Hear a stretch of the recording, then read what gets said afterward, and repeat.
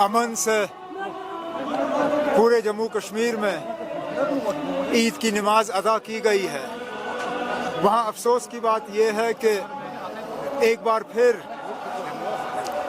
श्रीनगर के उस ऐतिहासिक और मुकामी जामा मस्जिद में ईद की नमाज अदा करने की इजाज़त नहीं दी गई, जो कि मुझे लगता है एक तो अफसोस की बात है और दूसरी तरफ से कहीं ना कहीं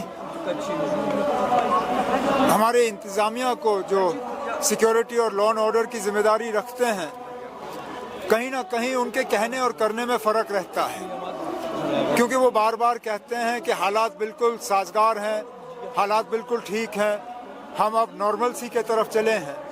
लेकिन ये कहाँ की नॉर्मल सी, जहाँ श्रीनगर के सबसे बड़े मस्जिद में ईद की नमाज अदा करने की इजाज़त नहीं दी जाती।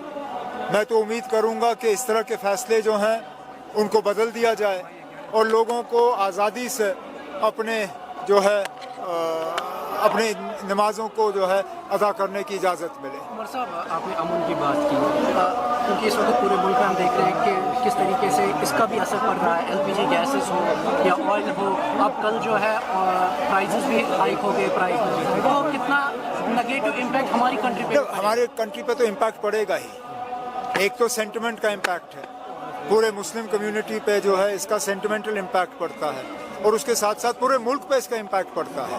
अब चलिए, हमारे सेंटिमेंट्स तो हर्ट हो ही जाते हैं, लेकिन जिन लोगों को कीमती गैस और डीजल के हवाले से अपना घर चलाना मुश्किल हो जाता है, उन पे भी इम्पैक्ट होता है। इसलिए मैंने कहा कि हमारे तरफ से एक ही दुआ होनी चाहिए आज कि जल्द से जल्द ये नाजायज़ जंग जो है ये बंद हो और अमन जो है वो दोबारा से बहाल हो।